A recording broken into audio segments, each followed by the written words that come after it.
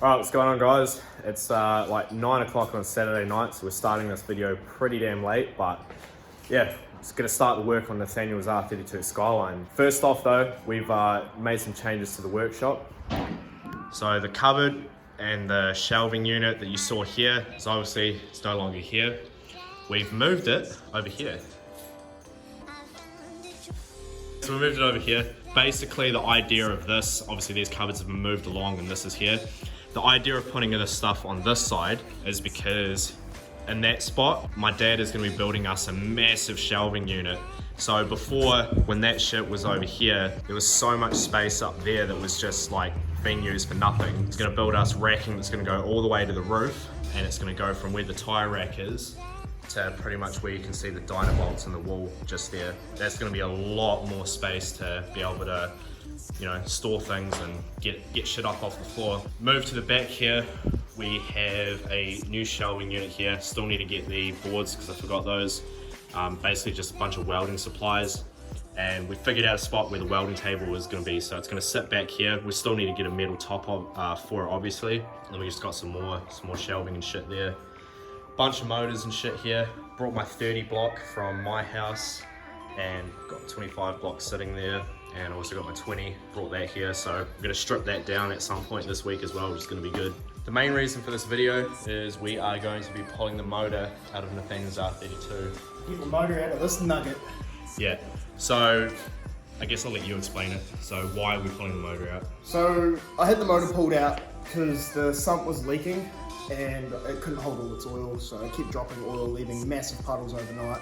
So I got Sam to actually pull the motor out while he had some time off work, and he swapped the sump over for me. When we had the gearbox ready to go back on, we found all the bell housing bolt holes were actually stripped and we couldn't get the gearbox to mate back to the motor, So today we're going to be pulling the motor out pretty late, so I'm not sure if we're going to do the tap and dice shit for the bell housing bolts, holes, I guess you'd call it.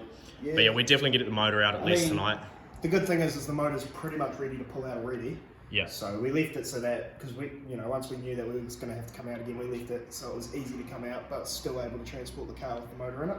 Yeah, so we're going to have to pull the gearbox off because it's not actually attached to the motor, it's sort of just like sitting there. So we're going to need 1 or 2 bolts in it. Yeah. That actually went in and none of the others would go in. Yeah, so we'll yeah, get onto that.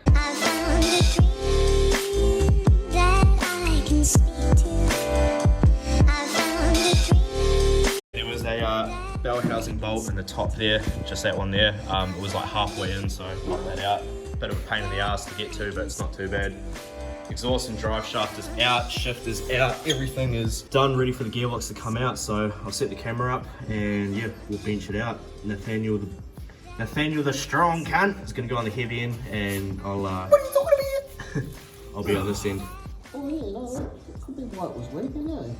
I literally just undone the sump bung with my fingers. Could kind of explain the puddle of oil that was sitting under it this time around. Fucking hell, I've just got this thing on my chest already. I think it's time to go back to the gym. Change of plan, because we're only on wheels, the car's not really high enough to be able to get under it properly to get the gearbox out, so we've rigged some jacks up to carry all the weight for us. He's just going to make sure it doesn't roll off. I said the one time not having a finger is actually coming in handy. I've got a nice wee slot to put me stump. We're hitting something, I think. I think it's time to bring the jacks down a bit. Well, the gearbox is actually off. Oh, I couldn't see if it was all the way off or not. Yep, the shaft has exited.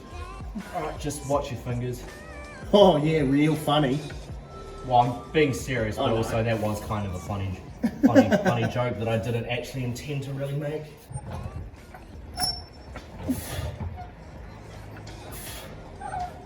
Tell me. Yep.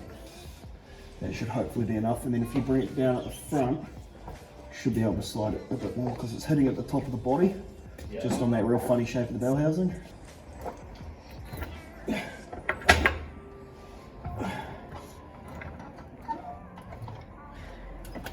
Look at that magic. Oh. That is probably, well, that is 100% better than bench pressing it out. Oh yeah. So yeah, we're about to take the motor out and wanted to grab another beer. Only got one left. So I think before the bottle store closes, we're gonna go on a cheeky mission, grab another box of beers, because yeah, one ain't gonna be enough. Package acquired.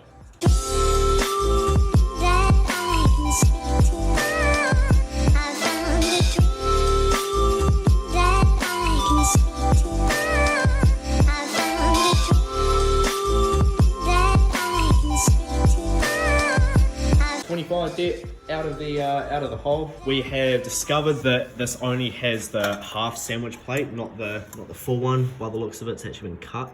I don't know. Actually, no, it hasn't. Either way, it needs a full proper sandwich plate on it, so we're going to take the clutch and firewheel off, which is going to be good because that means we can then see what sort of life this clutch has. Yep. Hopefully, it's not too bad. And definitely going to give this a bit of a tidy up while it's out, because if you look at the amount of oil caked on the back, yeah. I know when I got the car, the rocker covers were actually finger tight on the car, and I didn't notice at first, so it leaked a lot of fucking oil, and that's probably half the reason the engine's so covered in shit. But if you look in the engine bay, well, even the engine bay is caked in shit, and while I got it out, I might as well give it a nice tidy up and clean it down as much as I can. So and get rid of Hicus. And pull that Hicus crap out, because this car does not have Hicus anymore. Yeah, it's actually had a non-Hicus subframe fitted, so step one is done. You've just got to pull all the lines and all the shit out. Actually, I'll see about that, because I might have to change a bit of shit depending. Oh no, you can just block things. Yeah, I'll just recircuit, I guess. Recircuit, block it, should be right. Get rid of it. Fucking makes the engine bay look messy. But yeah, it definitely doesn't have Hicus, so that's good. Yeah, no, you're right, this engine bay is pretty dirty. Yeah, it's caked in a lot of shit, which will be nice to tidy up and make it look, you know, tidy again. I mean, personally, I like having a nice, clean, tidy car, and especially because the engine's out anyway, you know. Yeah. Might as well make the most of the fact the engine's already out and clean it up while I have. The clutch has a wee bit of meat on it. Nah, man, that's fucked. Yeah, well, nah. It's not, yeah, nah. Nah, that's not good. Nah. There's a wee bit, but not enough, so. That you can see the heat spots too. Yeah. It's still got the ribbing, so it's not completely flat, but yeah, this clutch has been slipping real bad. That's a lot of heat spots, like, I even looking at the screen on the camera, like usually this doesn't pick up shit that well, but like you can see it though, like, a lot of. Look at all the fucking pitting inside of it, and it is quite an old clutch. Fuck yeah, it's like rust. Yeah, this is one of the reasons why you also run a sandwich plate, so not as much moisture can get in, and because like look, these springs are starting to rust out. Yeah, look at the flywheel too. Even the flywheel's got surface rust on it. And... yeah. There's a lot of heat spots and a lot of surface cracking too. Oh, like there's some, like there's a couple of big cracks in there too. Yeah, definitely. I reckon the flywheel was probably fine with a skim. Yeah, I'll get it skimmed, but it's definitely coming off to get skimmed. Yeah. Because I was under the impression that this was actually going to be an alright clutch still, because I had a clutch kit for it. I ended up selling it because I thought that was going to be alright. So... yeah, no. Oh well, shit happens. I wouldn't use this again. At least you can have a new clutch when it goes back together. Yeah, so that'll be interesting. Alright, so as stated at the beginning of the video, the whole reason for pulling this motor out is because two of the bell housing bolt holes on the motor are stripped out. So the two that are these two here on the exhaust side. So both the top and the bottom one on the motor are both stripped out. That one is probably just got a bit of dirt in it, it's a bit tough. That one's perfect. Troy, good mate, he's got a tap and die set here, so M10, just gonna go through and try and clean it up as best as I can. If this doesn't work, then helicoil time, bud. Yeah. Alright, yeah, I'm gonna get on this and see if I can clean these two up a bit. Just did the first one, success, but if the camera fucking focuses on... you can see how much metal is around the tip of that, so definitely, the threads in that were definitely pretty fucked up, but yeah, no, she seems pretty clean now, so we'll give it a test and put a bolt in.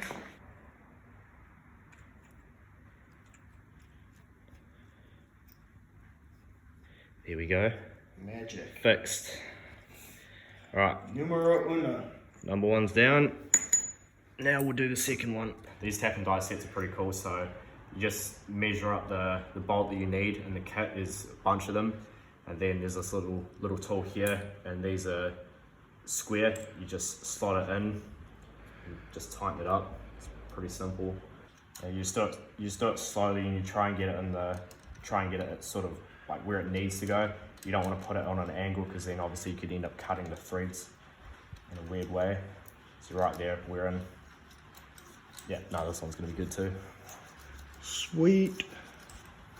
That's one less problem with it. I mean, the other option if this doesn't work is a helicoil, which basically you just drill it out a bit bigger, and then again you use one of these to cut some threads in it, and then you screw the helicoil in, which is the same size as the bolt that you need to use. So that's not really that much more work, but obviously with this working, it does make it easier, just one less thing you have to do. But yeah, all you want to do is just, tighten it, back it off, tighten it some more, work your way, don't rush. Buy an RB, they said. It'll be fun, they said. I haven't heard of this being like a problem with bell housing bolts, but usually this is a thing you end up having to do a lot with exhaust studs. It's having to retap shit. I mean, I sprayed brake clean in this one, so the metal shards have probably dispersed a little bit, but yeah, there isn't as much metal on that one. But that one actually was worse than that one. Like, I could still get a bolt into that. It was a bit tough. I couldn't get a bolt into this one at all, so yeah. Right, now, there you go. Goes in nice and easy. Success. So I'm gonna go through and use this on these other two. These two were fine, but I'm still just gonna clean them up just to be safe, since these two fucked out, so yeah. So yeah, obviously the motor's out, so what we're thinking we're gonna do now is one day me and Nathaniel are gonna come here and probably rip all of this out. This whole abomination in here. Yeah, rip all the Hikis out, completely get rid of it, and then degrease the whole engine bay, Scotch-Brite it, and mask the car off, and probably just hit it with rattle can. Like, yeah, just quick respray. Yeah, nothing over the top, just a quick redo just to freshen it up a bit. Yeah, we may even Scotch-Brite it, primer it, paint it, and then put a clear coat on it. So even though it'll be rattle can, it'll still look pretty good. Yeah, like most paint jobs, it's more in the prep. Yeah, and I mean, like, you look in this engine bay, like, there's a lot of paint that is missing. It has been rubbed off. Like, yeah, there's no paint on that rail at all. That looks like the paint's probably been eaten away. But I mean, even at the back on the firewall, like, you can see probably from when we've pulled the engine out, yeah, it's rubbed it all off, and like even up along here, along the bloody radiator support, it's got lots of paint that's missing. I mean, it looks like it's probably been painted before and just hasn't been prepped properly, so the paint's flaked off because it just hasn't gone to it properly. So this is definitely going to be cool. We're going to be doing a lot of cool shit to this. It's going to be a pretty good car when we're done. Hope so. It's kind of what I was aiming for when I bought it. I mean, it's got a few mishaps, like the windscreen's a bit cracked, which is probably hard to see. It's got a nice big dent on the rear pillar, which I'm hoping to get pulled out, and yeah, hopefully I'll tidy it up and turn it into something decent. Well, originally in the other video that we did on this, he did say that, you know, we weren't going to look at certing this, but since going under this car today, we've realized that the rails on this thing aren't actually as bad as we first thought, so it may be worth running through cert. So I mean, it's a reasonably tidy shell, so it could be worth it. It would be nice to have a nice tidy street car. Like, I mean, drift cars are cool, but I like something for a everyday cruiser as well, or weekend warrior. Weekend warrior, yeah. So that is the first video of Nate's build, pretty much done and dusted. So successful night, basically. It was good that we were able to tap and die the bell housing bolt holes. Super easy. Again, like, the helicoil is not too much of a big deal, but it's just obviously a lot easier not having to do that. But yeah, sucks about the clutch. Initially, we were hoping to be able to get the box back on tonight and get the motor and box back in the car, but obviously we can't because, you know, Nate needs to get a new clutch and gonna get the firewall skimmed. So yeah, at least that way when it goes back together, it's, you know, it's gonna be good. Not gonna have to replace it for a while. Not too bummed. Oh, sucks, but you know, it is what it is at the end of the day. Like, these things happen. So I mean, at least, like you said, you know, when I put it all back together, you know, it'll have a lot of fresh stuff in it, and hopefully it should last for a while. So I am looking forward to seeing this thing doing some skids, and you saw in the last video that this thing is now primered. It's here in the workshop during the week because can't stay at Mitchell's work, but I've got a couple of things I need to do on it, as you would have seen in the last video. Still got to go over it with Scotch-Brite and stuff, but It's gonna be painted in the next video. I'm so fucking happy about that. That'll pretty much wrap it for this one. Don't think there's anything else that we were gonna do or wanted to talk about. Nah. Cheers for watching, guys. Like, comment, subscribe.